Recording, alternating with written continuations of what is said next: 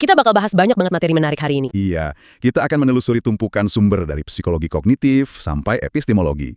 Kita akan bedah anatomi miskonsepsi menurut Sara Dell'Antonio dan Luigi Pastore, terus ngomongin bias kognitif dari Daniel Kahneman dan Amos Tversky. Dan puncaknya nanti ada perdebatan yang lumayan bikin panas dingin dari Anand Vaidya dan Michael Huemer. Benar banget, tentang apakah berpikir kritis itu selalu merupakan tindakan yang bertanggung jawab. Oke, mari kita urai ini. Pertanyaan pertamanya, gimana ceritanya kita bisa meyakini sesuatu yang salah sejak awal? Nah, untuk paham itu, kita harus buang jauh-jauh anggapan bahwa sebuah kesalahan berpikir itu kayak salah nginget nomor telepon gitu. Oh, maksudnya bukan sekedar lupa atau salah hafal ya? Bukan sama sekali. Dalam riset Dell'Antonio dan Pastore tahun 2021, mereka nemuin kalau miskonsepsi, terutama yang susah banget dihilangin, itu bukan sekedar satu fakta tunggal yang salah letak di memori kita. Terus apa dong bentuknya? Miskonsepsi itu adalah sebuah sistem. Mereka nyebutnya sebagai pseudo-explanation atau penjelasan palsu. Jadi ini tuh sebuah jaringan keyakinan yang saling menopang satu sama lain. Bentar-bentar. Maksudnya ini bukan ketidaktahuan biasa. Kayak, misalnya, saya percaya ibu kota Australia itu Sydney, padahal kan aslinya Canberra.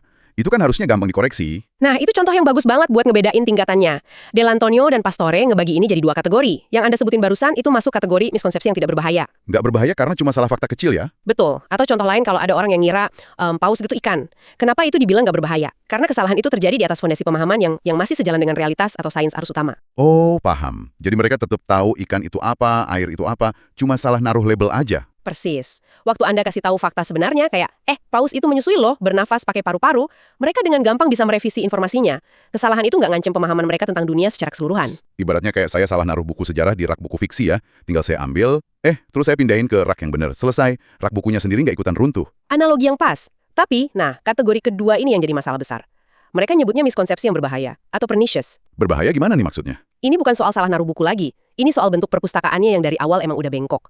Contoh klasik yang sering banget dikaji itu adalah kepercayaan pada faith healing, atau penyembuhan iman yang benar-benar nolak intervensi medis. Oh, yang nolak obat sama dokter sama sekali itu ya? Iya.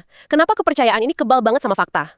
Karena kalau Anda nyoba ngasih tahu mereka soal gimana virus bekerja secara biologis, Anda tuh nggak lagi ngoreksi satu fakta. Anda lagi nabrak seluruh sistem kepercayaannya. Tepat. Anda lagi nabrak penalaran sebab akibat mereka secara keseluruhan tentang gimana alam semesta ini beroperasi. Jadi di kepala mereka, mekanismenya udah benar-benar beda ya?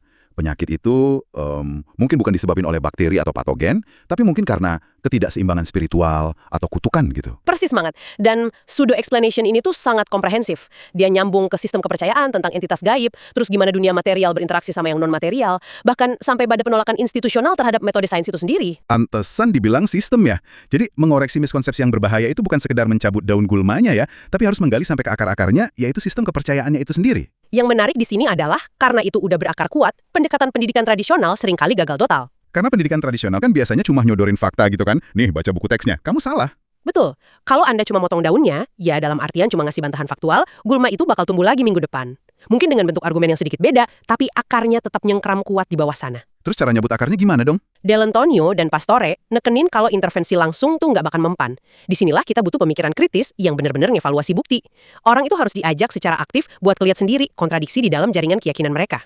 Oke, jadi kita harus ngebongkar rangkanya, bukan cuma ngecat ulang temboknya aja. Tapi ini bikin saya mikir nih, kalau pseudo-explanation ini penuh cacat logika, kenapa otak kita hobi banget ngebangun sistem kayak gini? Mengapa akar miskonsepsi ini begitu kuat tertanam di otak kita? Nah, ini bawa kita pindah dari anatomi miskonsepsi ke aspek psikologis dari cara otak kita bekerja. Dan kita nggak bisa bahas ini tanpa ngomongin karya Daniel Kahneman dari bukunya Thinking Fast and Slow dan partnernya Amos Tversky. Buku legendaris itu. Iya, mereka berhasil memetain kenapa otak kita rentan banget sama jebakan logika. Jawaban singkatnya, karena otak kita tuh sebenarnya mesin yang sangat pelit energi. Pelit energi, maksudnya otak kita tuh pada dasarnya malas gitu. Secara evolusioner iya, berpikir keras itu secara harfiah membakar banyak kalori, jadi otak kita ngembangin apa yang Kahneman sebut sebagai sistem 1.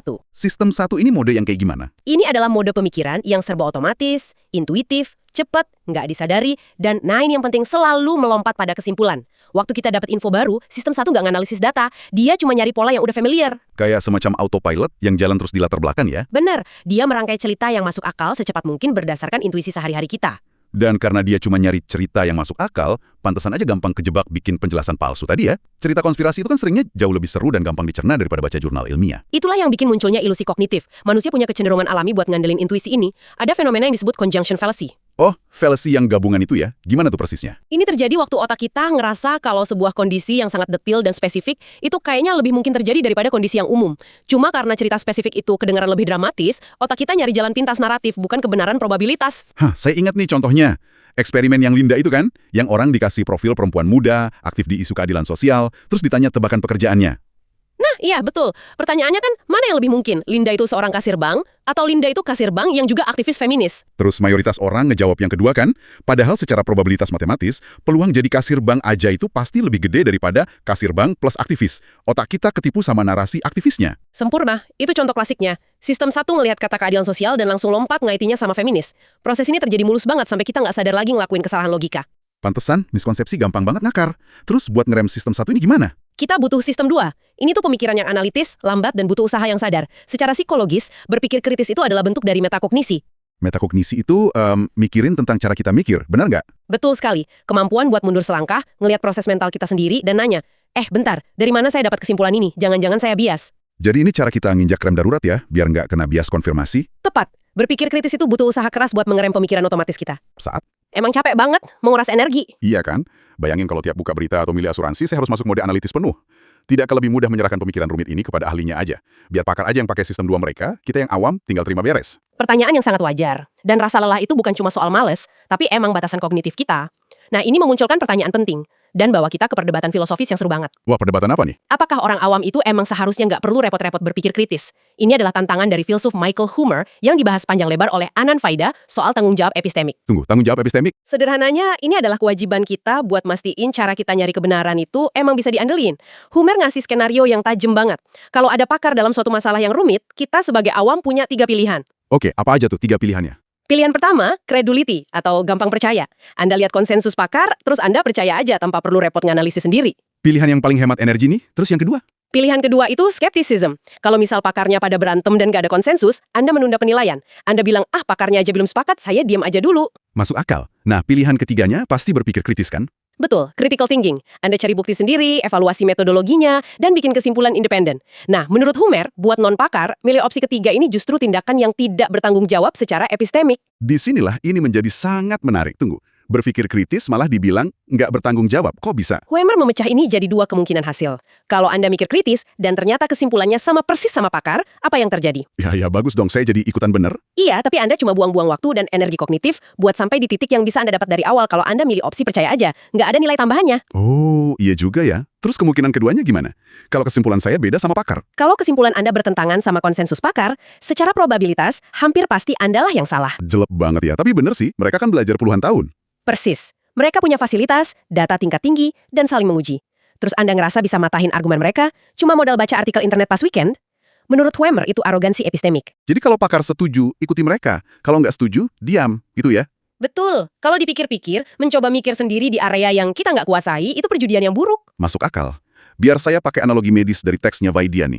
Kalau teman saya sakit perut parah di kanan bawah, saya nggak bakal nyuruh dia mikir kritis dan mendiagnosis dirinya sendiri. Jelas, itu bisa bahaya banget. Saya bakal langsung suruh dia ke dokter bedah. Sang dokter adalah pakarnya. Saya mendelegasikan pemikiran saya ke dia, karena itu bentuk tanggung jawab epistemik saya. Analogi yang sangat tepat, dan itu didasari pemikiran reliabilism. Dalam urusan nyari fakta objektif, kayak bedah usus, instrumen pakar itu jauh lebih reliabel dibanding otak awam kita. Tapi bentar, ada tapinya nih.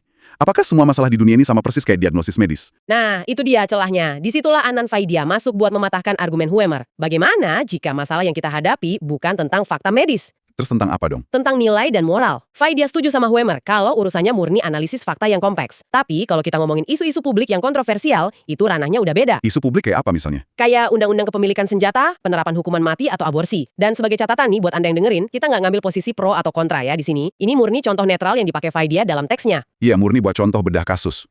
Jadi apa bedanya isu ini sama diagnosis medis tadi? Isu-isu publik ini melibatkan nilai-nilai atau values. Fakta statistiknya emang butuh pakar, kayak data kejahatan atau medis. Tapi inti perdebatannya kan bukan cuma di angka. Oh iya, benar. Intinya lebih ke arah masyarakat mau memprioritaskan nilai moral yang mana gitu ya? Tepat.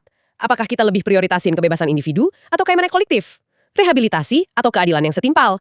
Nah, Faida menegaskan satu hal penting. Tidak ada pakar moral. Oh wow, nggak ada pakar moral? Nggak ada. Nggak ada profesor yang punya otoritas mutlak buat ngedikte nilai apa yang paling benar buat hidup kita.